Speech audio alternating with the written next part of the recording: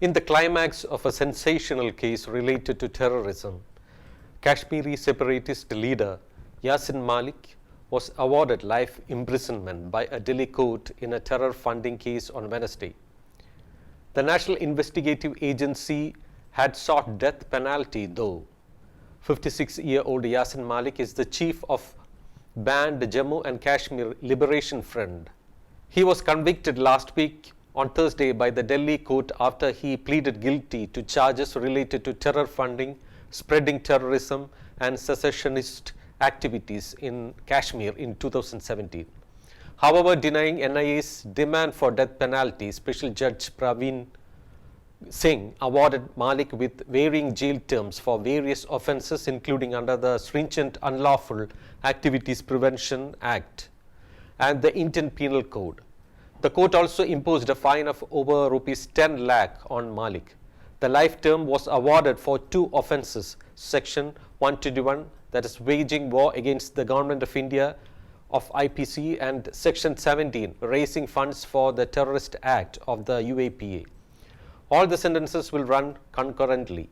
The NIA had earlier told Special Judge Praveen Singh in in-chamber proceedings that Malik was responsible for the Kashmiri exodus. The amicus curiae appointed by the court to assist Malik sought minimum punishment, that is, life imprisonment in the matter. On the point of sentence, sources said that Malik submitted that he would not beg for mercy and that court could decide at its discretion. According to a PTI report, Malik has also said that if Indian intelligence can prove that he had been involved in any terrorist activity or violence in 28 years, he would retire from politics and will also accept the hanging. The judge, however, said that since he has already been convicted, there was no point in arguing on the facts of the case and that he was already given the opportunity. Welcome to Kaumudy Global, and let us take a look at the life of Yasin Malik and why and how he became a dreaded militant, then a separatist leader, and later a convict. Yasin Malik was born on 3rd April 1966 in the densely populated Maisuma locality of Srinagar. Malik states that as a young boy he had witnessed violence carried out on the streets allegedly by the security forces. In 1980, after witnessing an altercation between the army and the taxi drivers, he is said to have become a rebel. He formed a party called the Tala Party, which formed a revolutionary front, printing and distributing political materials and causing disturbances. His group was involved in attempting to disrupt the 1983 cricket match with West Indies in the Sher-e-Kashmir Stadium, disturbing National Conference gatherings in Srinagar and protesting Maqbool Butt's execution. Malik was arrested and detained for 4 months. After getting released in 1986, the Tala Party was renamed the Islamic Students League, with Malik as the General Secretary. The ISL became an important youth movement. Malik later joined Pakistan-backed terrorism, renounced violence to pursue separatism, and finally he was convicted after more than 2 decades of his journey to the mainstream from overt militancy. The year 1987 has often been called a turning point for Kashmir. It was also a turning point for Yasin Malik, who was then an activist dabbling in mainstream electoral politics. Malik's Islamic Students League supported Muslim United Front, or MUF, that was contesting against the National Conference Congress Alliance. Malik became the polling agent of MUF candidate Muhammad Yusuf Shah.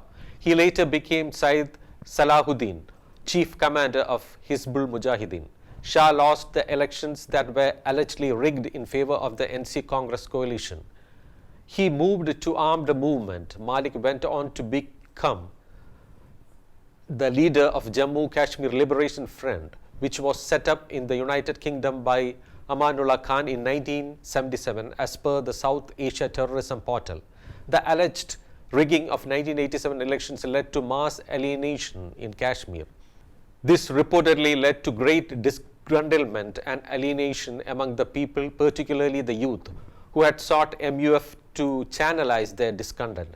The late Kashmiri separatist leader Abdul Ghani Lone said the 1987 election motivated the younger generation to say to hell with the democratic process and let's go with the armed struggle.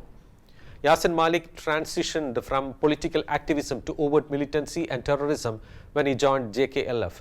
He is also believed to have crossed into Pakistan for weapons training.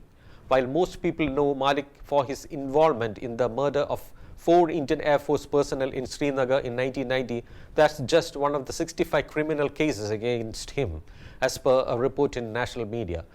Most of the criminal cases are of murder, attempt to murder, rioting and sedition. Yasin Malik was involved in abducting of Rubayya Saeed, daughter of then Union Minister Mufti Muhammad Saeed in 1989, and also involved in killing of 4 Indian Air Force personnel in the early part of 1990s, according to a National Investigation Agency report. The abduction of Rubayya, in which Malik was involved, and the subsequent release of militants was another major movement for Kashmir. According to reports, there was no sympathy for Rubayya. The people were all with the militants. When the militants were released, there was celebration all around. Many took to the streets. They sang, danced and raised anti-India slogans. Yasin Malik's most notorious act was on 25th January 1990 when he allegedly led militants who fired at Indian Air Force personnel waiting for their morning bus in Srinagar. 4 personnel were killed. The trial in the case continues to extend even after more than 3 decades of the killings. The recent conviction has come in a different terror funding case. Malik was eventually arrested in 1990. Yasin Malik was released 4 years later in 1994. After coming out of jail, Malik gave up violence that led to a split in JKLF, leading to 2 factions, one led by Malik that would work towards non-violent Kashmiri separatism and another led by Amanullah Khan that would continue with the violence. Malik has since then been reportedly involved in back-channel talks with the government. He has been in the mainstream, even meeting the then Prime Minister Manmohan Singh at his official 7 Racecourse Road residence in Delhi in 2006 and appearing in popular television shows like Rajat Sharma's Aapki Adalat. Malik also gave a speech at India Today conclave in 2008 as a youth icon and featured in a panel presided over by industrialist Anand Mahindra. In the process, not only has India forgotten his crimes against humanity, but Yasin Malik has called himself a Gandhian and has been supported by human rights activists in New Delhi who have depicted him as a revolutionary. Thus, the mainstreaming of a separatist was complete without him having any fear of the law, judiciary or the CBI, wrote journalist Aditya Raj Kaul about his mainstreaming. In 2009, he married Bushal Hussain Mullik, an alumnus of the London School of Economics. The couple has a 10-year-old daughter, Razia Sultana, who lives with her mother in Pakistan. Earlier during the trial in the terror funding case, Malik had pleaded guilty to all charges, including those under the stringent Unlawful Activities Prevention Act. While the case was opened in 2017, Malik was arrested in 2019. In its FIR, the NIA said Kashmiri separatists received funds from Pakistan, including from Hafiz Saeed of the Lashkar-e-Taiba and Saeed Salahuddin of the Hizbul Mujahideen for activities such as stone pelting and burning schools. More than a dozen separatists, including Malik and others such as Asiya Andrabi and Shabir Shah, were arrested. The NIA reportedly said that Malik revealed in interrogation that he was central to the formation of the joint resistance leadership that spearheaded the violent agitation in 2016 in Kashmir after the killing of Hizbul commander Burhan Wani in July 2016.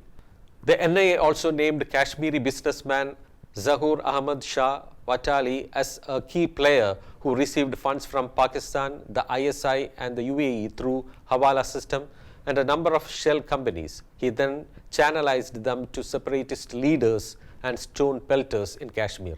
Framing charges against the accused, the Delhi court earlier said it was prima facie established that Malik and others were the direct recipients of terror funds and they had set up an elaborate structure and mechanism across the world to raise funds for carrying out terrorist and other unlawful activities in Jammu and Kashmir in the name of freedom struggle, according to PTI.